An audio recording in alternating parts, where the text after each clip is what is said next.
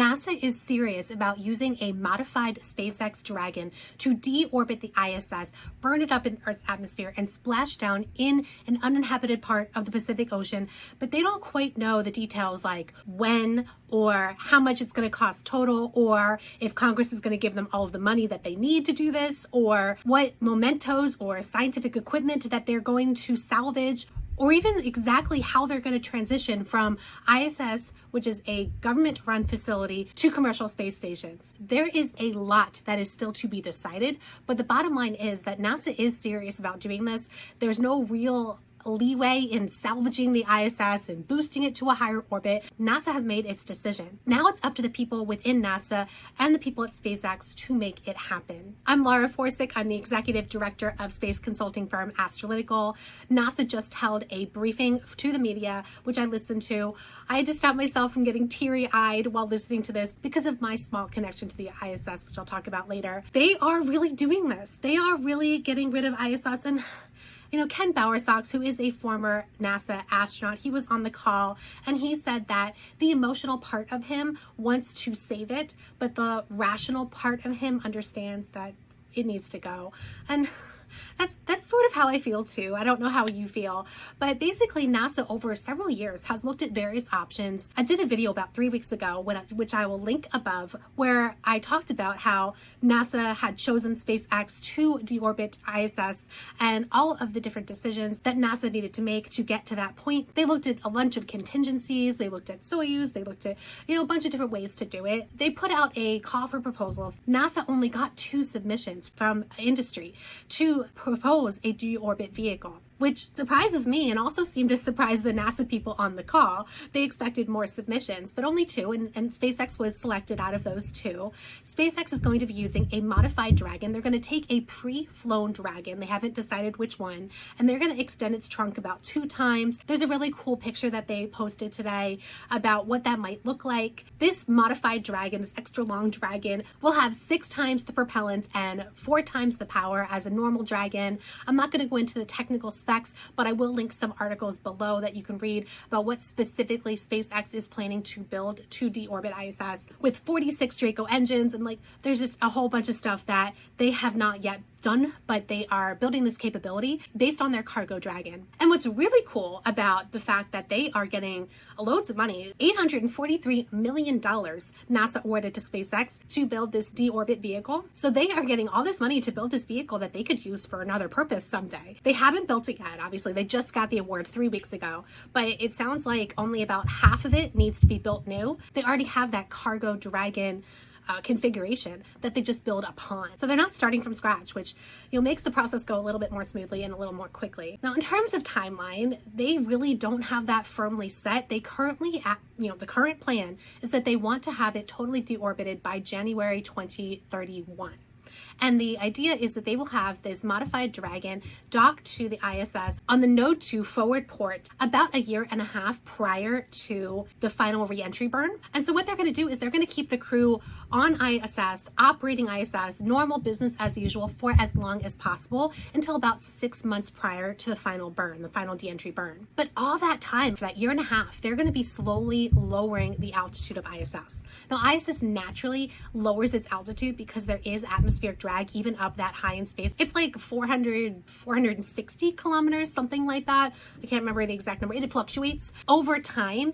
Particles, very, very sparse particles that are in the atmosphere, even that high up, they hit ISS. They cause atmospheric drag. So the ISS needs to boost. So obviously they're going to stop boosting. They're going to do some firings to bring it down lower. When it gets to be about 300 kilometers, that's the point where they've decided that it's not safe to have people on board ISS anymore.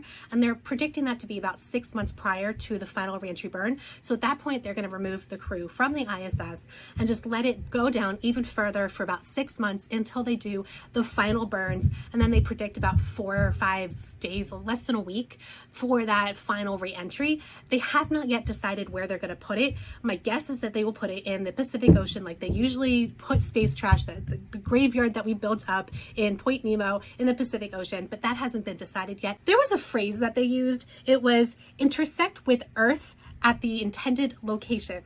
And I just find that to be somewhat tragic. I mean, totally understandable. I've myself have played around with trajectories, orbital mechanics, and it is an intersection. It's an intersection of two bodies, right?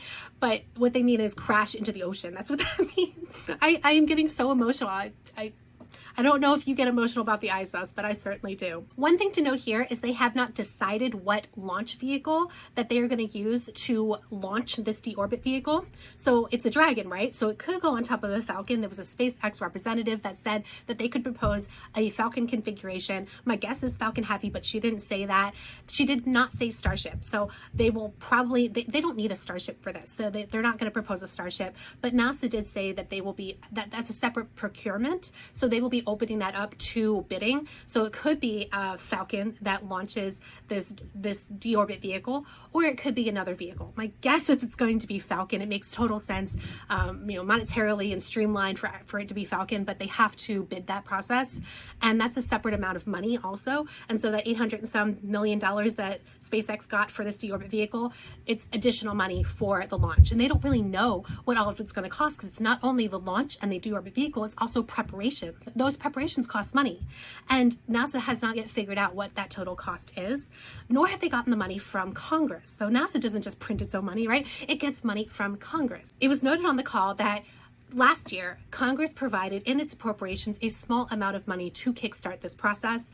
And I've seen some of the congressional testimony where Bill Nelson is like, literally, he's using the word, I'm pleading with you, I'm begging with you. Like he's actually like seriously begging Congress for about $1.5 billion for this whole deorbit process. And the reason why is because this is a safety concern. It's a major safety concern. It's a major liability if we don't do this. This has been talked about for years within NASA, within the safety advisory panel, within lots of different communities, that ISS cannot be uncontrollably deorbited. It absolutely needs a controlled deorbit.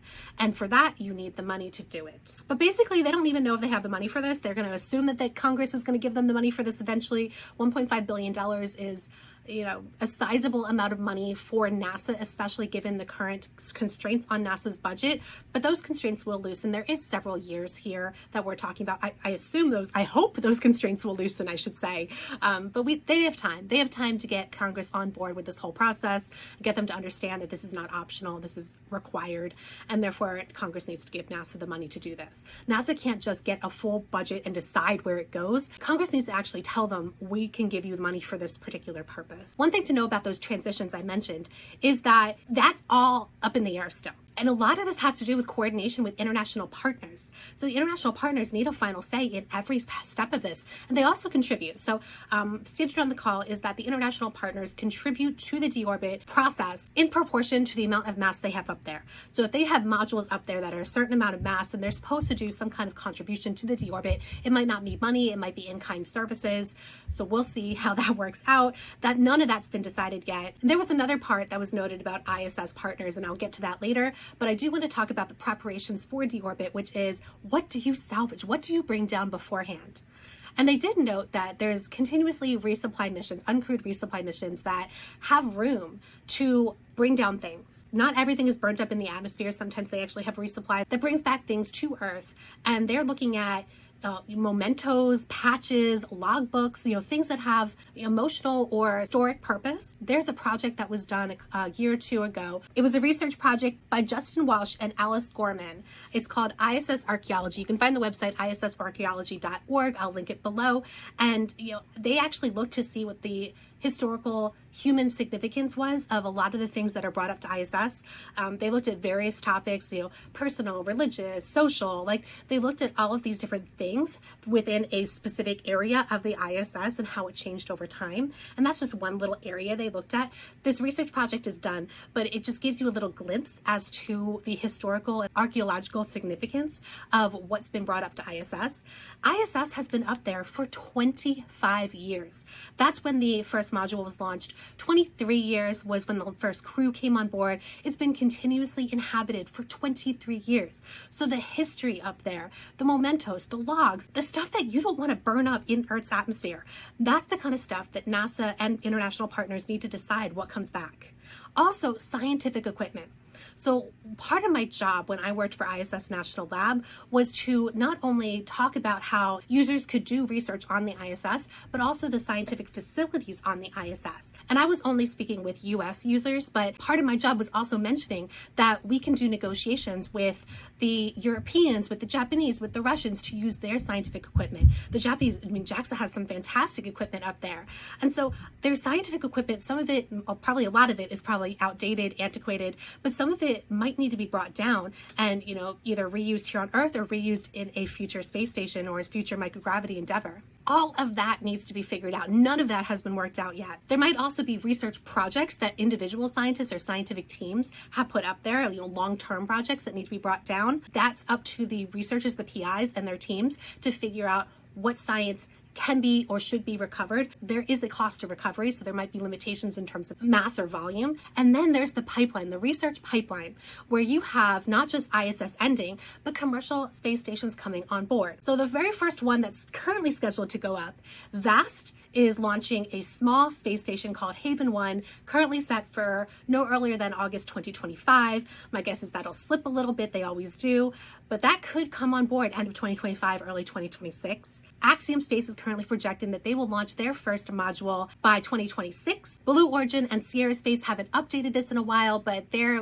last they mentioned it, Orbital Reef will launch by 2027. Starlab will launch by 2028. That's actually on a Starship.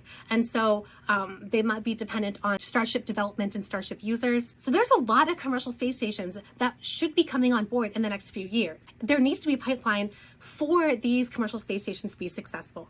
So NASA will be an anchor tenant, but NASA is not the only customer. These commercial space stations will need customers, will need significant customers. I will link to a video I did earlier about the importance of these commercial space stations, knowing the timeline, know when exactly to expect NASA to not be competitive against their users. I go into this in more detail in the video above, so check that out. They did talk about on this call today that this timeline could slip. It could be that they will have changes in the plans. In fact, they went ahead and declined to say that everything is 100% certain here. They said that they're currently working towards this plan, but it will be re-evaluated and they might change their minds and the schedule might slip. In fact, they specifically called out that they might need to slip the schedule to avoid a gap in low Earth orbit. And I've talked about this several times, where it's important geopolitically as well as scientifically not to have a gap where there is no US facility in low Earth orbit, but there is a Chinese facility in low Earth orbit. That's purely a geopolitical thing. The optics of it just look terrible if there is only a Chinese facility and only the ability to fly research and astronauts to low Earth orbit with the Chinese Tiangong space station. So they're leaving open the possibility that the timeline might shift. They're leaving open the possibility that the plan might shift. Regardless of the outcome of the US presidential election this November, there will be a different presidential administration and a different Congress by 2028, 2029, when these decisions need to be made about when to launch this deorbit vehicle. I don't expect the plan to change that much, I'll be honest. They've been looking at this for years. They've been talking about this for years. They've been really set on this deorbit plan for years. If anything changes, it will probably be the dates. A lot of this is still in flux, but the one thing I want you to take away from this is that it's happening. I used to work for ISS National Lab. That used to be my job, is to facilitate research on the ISS, on the US side of the ISS. And it does get emotional for me when I think about seeing it crash in the ocean. But at the same time, we do need to pave the way for the future for these commercial space stations that need to be given the opportunity to blossom. And I really applaud the efforts that these commercial companies are doing. It's very, very difficult to design, build, launch a commercial space station. It's never been done before. I want to give them the best opportunity. So does NASA. And so figuring out a way that we can move forward gracefully into the future we want to build, while NASA has its sights focused on building a space station around the moon and building a lunar base and going on to Mars eventually. All those things, we just need to let go of the past sometimes so that we can move forward to the future.